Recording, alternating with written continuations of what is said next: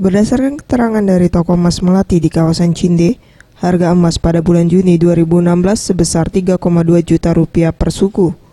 Jika dibandingkan bulan Mei 2016, harga emas hanya sedikit mengalami kenaikan.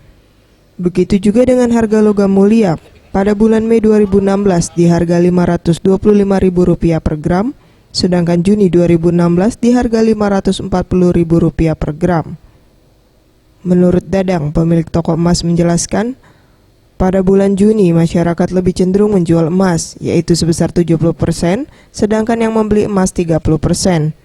Terjadinya peningkatan menjual emas mengingat masyarakat mengutamakan kebutuhan seperti sekolah dan persiapan lebaran.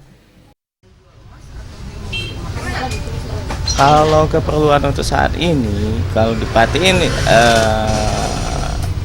banyak kan sekarang sudah berkurang dibandingin awal puasa kemarin, karena orang sudah kebutuhan untuk sekolah udah didahuluin, sekarang tinggal untuk ini aja, untuk kebutuhan sehari-hari aja gitu.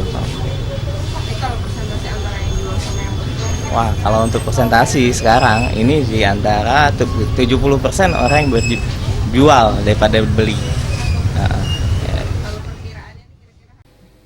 Sementara untuk harga kontrak Agustus 2016 di Commodity Exchange 1.272,5 US dollar per troy ounce atau Rp540.000 per gram dengan kurs Rp13.200.